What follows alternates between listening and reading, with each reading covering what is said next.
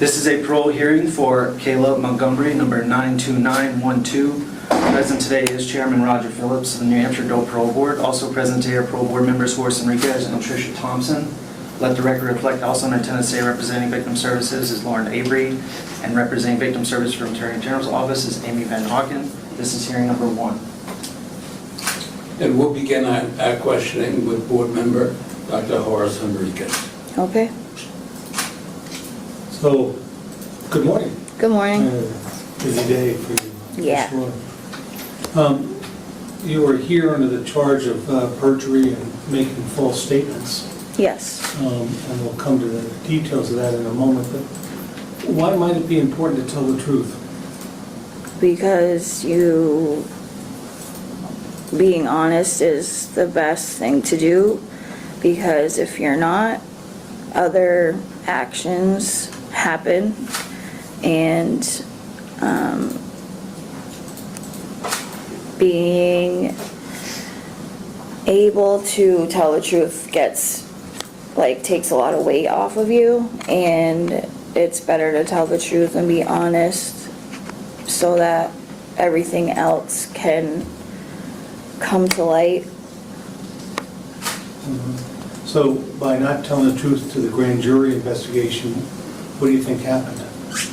Or didn't happen? What didn't happen was I didn't tell the truth about where I was during that time, and not being able to cooperate with the detectives. I got all caught up in the situation, and if I just was honest from the beginning, they could have done their job sooner. And what was their job? To find Harmony and know what happened to her, and that's it. So what did you actually tell the jury that was untrue? That I got dropped off at my work, which was Dunkin' Donuts, and at 6 a.m. and Adam brought Harmony to meet her mother, and when he came back to pick me up at 2 p.m. she was not in the car, and that was the lie.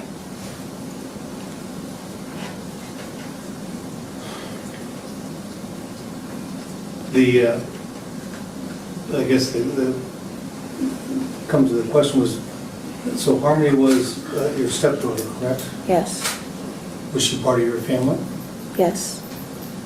So how were you protecting your family by telling this lie? I didn't protect them at all. Because that's what, your personal statement talks about that, is that you were, the justification for lying was that you were protecting your family. Yeah. What were you protecting them from? From losing our other children, from our family falling apart, even though it was falling apart, and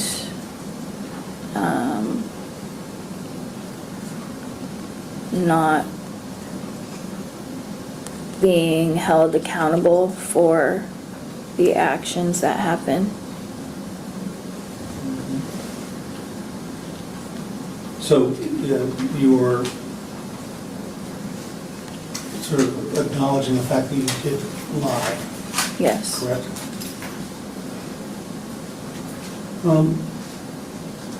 So how have you learned how to tell the truth? What tools have you learned? But the tools that I've learned is understanding situations and being able to deal with them and not hide anything, and ask for help and let people know when something's wrong or it's not, or something doesn't feel right. And being able to just understand situations and know that it's the best to say what's on your mind and say what you know, and just be honest and talk about what you're going through, or if there's anything wrong, just be honest about it. You've taken a number of sort of Department of Corrections courses here, journaling and Choose Love. I saw that you Yes, spent a lot of time with the Family Connection Center, yes. did the Focus program. I'm still currently in it. And what band are you? Black. And when do you think you'll graduate? Between the end of this month and beginning of next month. So the next 3-4 weeks? Yeah. You had a couple hiccups getting through the Focus program. What was that about? Because I was cheating my medication. So I got, they took me out of the program and I had to wait to get back in. Did you have to do anything to get back in? Or just? No, you just wait until they put you in again. Okay. Is cheating of falsification, is it lying? Yes, So why would you do that? because I wasn't in the right headspace at the time. Tell me about, so where are you in your addiction care right now? I am on the MAT program with Suboxone, Okay. and having the tools that I am actually taking seriously and working on myself with the Focus program is So a big part. Give me a tool that you're using fairly routinely now. Instead of, I'm being honest, I'm not lying, and distorted thinking, which you end up changing your thoughts. I could tell you, I could lie to you and say things, but I'm not. I am nervous right now and anxious. Yeah, I understand that for sure. Yeah, so I'm like trying my best to concentrate and not. Well, the only people you have to talk to are the three of us, okay? So you've got these tools working on yourself. What's your home plan? That I am working with my case manager on. We're looking for sober living. I'm looking for any sober living housing, but one that I would feel safe and know that I'm safe. Yeah. So you need to, as you know, finish the Focus program, Yes, have a home plan to be released. yes, Now, I want to come back a little bit to, you had a tough time in the system, a lot of disciplinaries. yeah, You had a lot of work-offs. rather Yes. than have you finished those hours? yes, And the good news is you've had no disciplinary since July, roughly. yes, So starting to pay attention to things. yeah.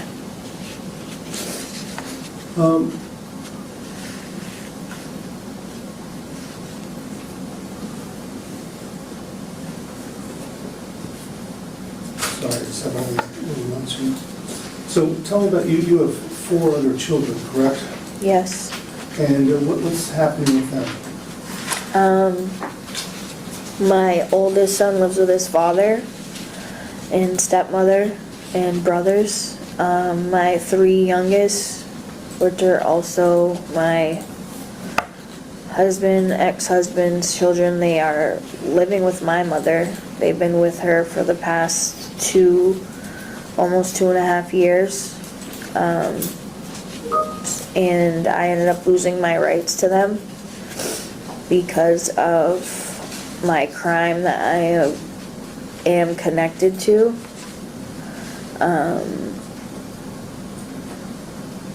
The affidavit got out, and I believe that they used it against me, which I understand. I don't know what you're talking about here. For my kids, so I ended up losing my kids. I lost the rights to my kids. Right. And the affidavit that got out about Harmony, and what it was saying and details that it was saying, I feel and believe that the CASA and the judge in that case, I believe that they were using the affidavit against me. So I lost my rights to my kids. Do you have the ability to get those rights back?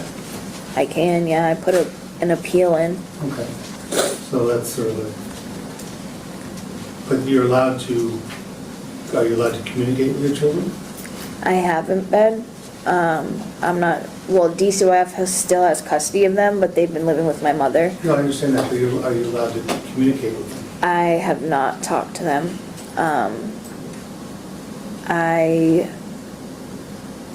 I know my mother has been taking care of them. I understand, but you have not, No, I haven't been because you're able not allowed to, or because I don't know if it's because I'm not allowed to, or my mom's just not choosing to allow me to talk to them because I lost my rights and DCYF has custody of them, so I don't know if it's because of that.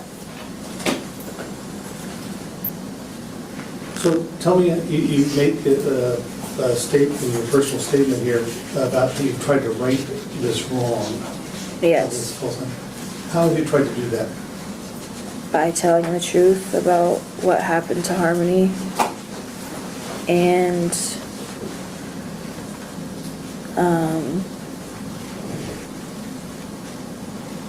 being honest and being in compliance with the detectives and the state.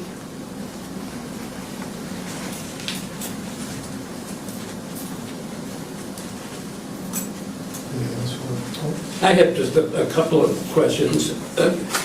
This is your first felony conviction, is that correct? Yes, You had some misdemeanors. yes. And in one of the prior misdemeanors, you were required to do a 28-day program, is that correct? Yes. And did you accomplish that? No, I did not until after I was incarcerated and got put into a 28-day program. And how did, was that in county? Yes. All right. And how do you compare that program with Focus? For myself, I don't think I was really ready to actually pay attention when I was in that 28-day program and really work on myself. And Well, the problem with addiction is it's a disease of denial. yeah, But people can get clean and sober when they accept the fact, yeah, you know, that And they're that- hooked. yeah, And then, once that acceptance begins, slowly that denial goes away. yeah. And that's the whole idea of whether it be the 28-day program, and I'm sure of Focus also. Yeah, when I got kicked out of Focus the first time and for cheating my medication, I was just, when I got put into the program, I was like, oh, I just have to get this done and I can leave. But after getting kicked out and being put back in the program, I've actually been working on myself. And when you say cheeking, what do you mean by that? Rather than swallowing the medication? Because I just kept it under my tongue and showed them my mouth, and they caught me cheeking my medication instead of taking it properly. And And why didn't you take it properly? I wasn't in the right headspace and I just didn't really care at that time. What did you do with them? I ended up having to spit it out. You just spit it out and got rid of it, you didn't share it with anyone, you didn't give it to anybody? No, the officer took it. Like, yeah. So had you done it prior though and never got caught? Or is this the No. only time you did it and got caught? That was the first time, and I did it one other time, and that was like close together. And then I haven't done it Okay. since. All right, I'm all set. So I just have a couple. You've been on probation before in the past. Yes. How'd that go? Not good. Not very well, right? No. Yeah. So do you understand that probation and parole are pretty similar? Yes. Do you understand that the standard conditions are pretty similar? Yes. Do you know what the standard conditions are? The gist of them. I'm not going to ask you to read them verbatim, but do you know one big one I'm looking for? You can't lie. Oh, yeah. You can't lie, right? Right. It's the same on probation, it's the same on parole, right? Yeah. And it is a technical violation, but with you, right, you can bet they're going to be looking, right? They're going to Yeah. pay attention to that technical violation because that's the charge you're here for, right? Yeah. So I guess my question is, how are you going to be able to deal with that? How are you going to be able to deal, because you've got some pressure on you. You're young and you've got a lot of pressure, Yeah. right? Some of it you brought on by your choices, right? Yeah. Can't minimize that. No. But how are you going to deal with the pressure in the community and be able to keep yourself together and not lie? Because it's hard. But once you tell one, you're beat. Yeah. Because you're not going to be able to keep up. Right. Yeah. right? And the microscope's going to be on you. Yeah. How are you going to deal with I that? know that. How are you going to deal with that? All they can do is take it one day at a time. Do you understand that your probation officer or your parole officer are your lifeline? Yes. They really are your lifeline. They're there to help you.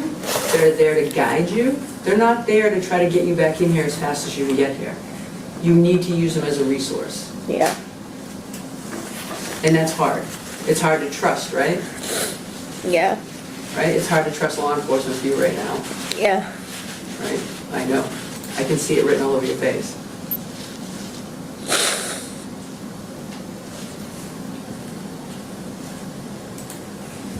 So what do you think the big differences are, the supervision for you with probation and parole? Supervision levels. I feel that parole is higher than probation. Higher how, though? What do you think that your parole officer is going to have you do differently that your probation officer didn't have you do? I honestly don't know. Probably have to report more, probably have more drug screens, probably more home visits, Yeah. right? Probably check on programming more, right? A little stricter, right? So, you know, you talked about your children a little bit. Yeah. You went through Family Connections. Yeah. Never at any point during Family Connections, with all the resources they have, did you want to read a book and record it and send it home to your family for your kids to listen to? Did you ever want to do any of those things that they had? Because I know that that's an I option. have. Okay. I've done the Cliff thing where you get books and you can send them. I have wanted to do the recording, but I don't want to do it and they can't listen to it, or it's just hard right now with the kids. It's hard, but do you think that it will make you feel like you're trying by doing nothing, right? Because it sounds like you really want a relationship still with your children, but you just don't know if you can go there. Yeah, because it's up to my mother. Yeah.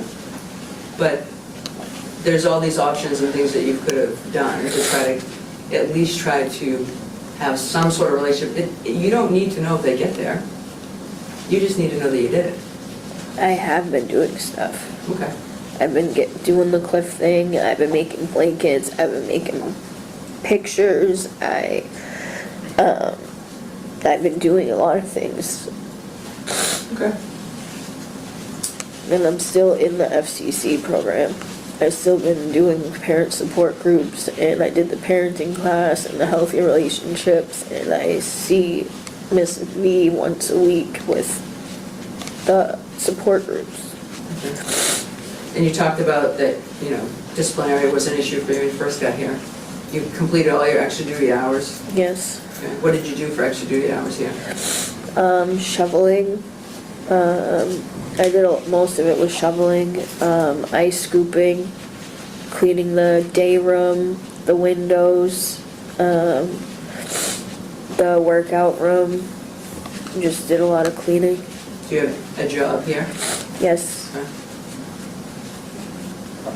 So my last question is, what are your goals? What is your 5-year goal from today?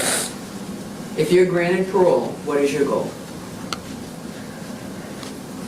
I don't even, just my recovery is number one. And just keep doing the right thing. That's just what's been in my mind. Just being honest. So when you went to school growing up, right, some people say, I want to be a doctor, I want to be a lawyer, I want to be a police officer. What did you want to be? I wanted to be a veterinarian. You still want to be a veterinarian? Yeah. Sounds like a good goal.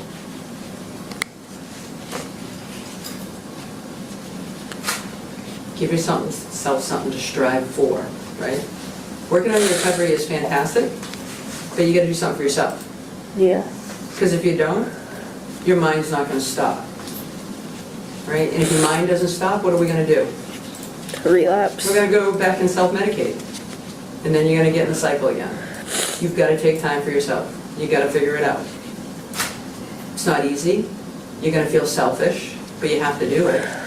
That's how I already feel.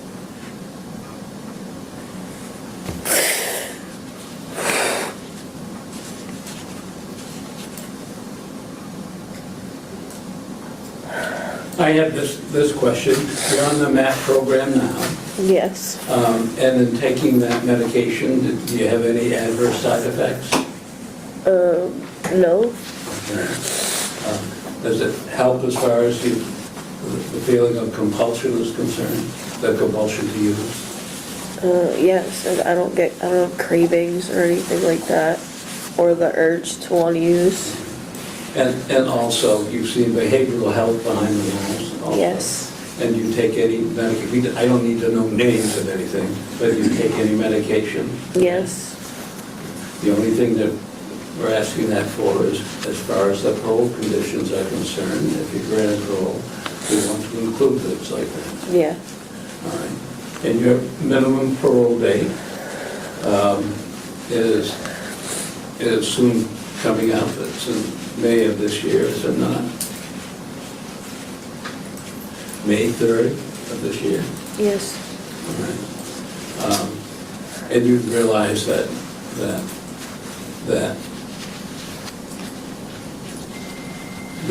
date is the date that you could be released, provided you complete focus and any other required program Yes. behind the walls.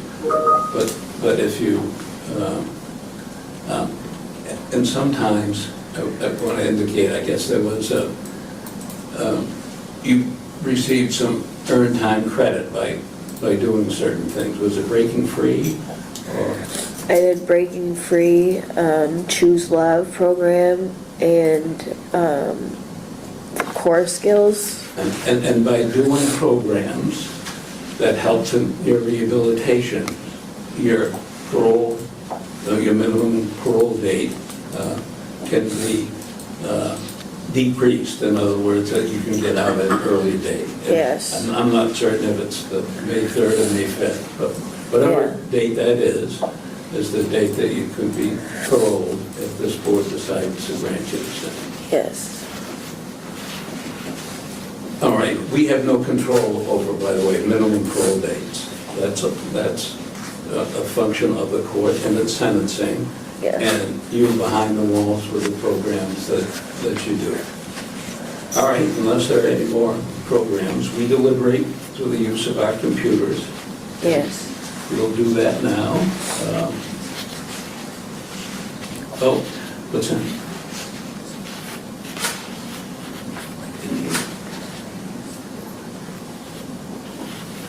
Is there anything else you want to indicate to us?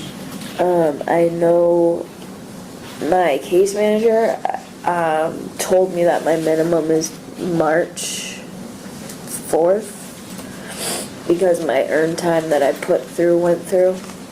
That's right, I think it was reduced to Yeah, from May, so that you're really past your minimum as we Yes. speak today. yes. So it's a matter, Release movement at this time, release movement only.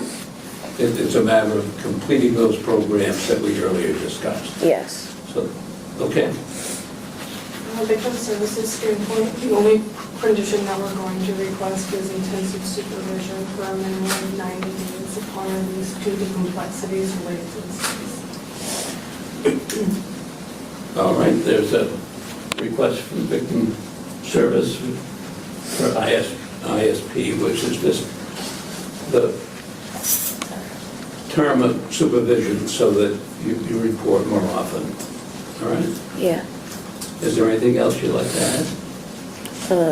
I am working with the staff here on making sure I feel safe when it is time for me to leave. I've been checking in with mental health a lot and the late acts. And we're just working on a plan for when it's time for me to leave, that I feel safe and strong enough to be out. I would encourage you to keep that close to you, Yeah, right? yeah, Don't share it with those that you don't want to know. The security staff will do their job, yeah, right? Your PO will have discretion, whoever that may be. But usually I find when these things happen, clients usually talk too much themselves and then they get scared because they told one person, then it went too far. Keep I it was close. told that I could say that. Yeah, no, you can say it to us. Yeah. Yes, but I mean, when you decide where you're going, Yeah, with that. everybody here. Yeah, that's one thing I'm working on. Do you understand what ISP is? No. So you'll have a curfew, you'll have increased screens, all those things we talked about, the difference, right? Yeah, The difference though is you'll come back on just about any violation during that 90 days that happens. okay, Your parole officer has a lot more leeway on your violations. Much stricter. yeah, But the important part of that is that you keep your PPO informed, yeah, and you work closely with him or her. yeah, Right? Because they don't want you to come back. Yeah. Their success is when you do well in the community. Because our function as a parole board is to release those on parole who will not again commit a crime and will turn out to be good citizens. And that parole supervision is what helps in that goal. okay, Okay?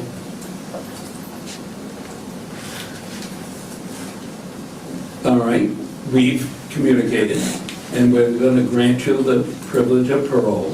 It'll be on standard conditions. You must complete focus. You must comply with your approved home plan. If it includes sober living, remain there for 90 days and thereafter in the discretion of your PPO and as recommended by your treatment provider. Engage in the American Society of Addiction Medicine Substance Use Disease level of care as the Department of Corrections and the LADAC recommends. Comply with the MAT or MAUD program, MAT or MAUD program, including prescribed medications. Mental health in the community is needed and be compliant with prescribed medications. Engage in group addiction recovery, which may include AA and NA, as recommended by your LADAC and the PPO. And of course, you have to be C3 and D free for release. an ISP for 90 days, and then in the discretion of the PPO. Now that's going to be read back to you. Okay. And then, if you have any questions, you can ask them after the readback. Okay. And let the record reflect as follows. Today's decision is your parole has been approved. However, you must complete the focus program and you must have an approved home plan. If your home plan includes a sober living, you must remain there for 90 days and thereafter in discretion of your PPO and as recommended by your treatment provider. You are to engage in ASAM substance use disorder level of care as DOC LADAC recommends. You are to comply with your MAUD program, including prescribed medications. You are to engage in mental health treatment in the community as needed and be compliant with your medications, your prescribed medications. You're to engage in group addiction recovery, which may include AA and NA as recommended by your LADAC and PPO. You'll be on ISP for a period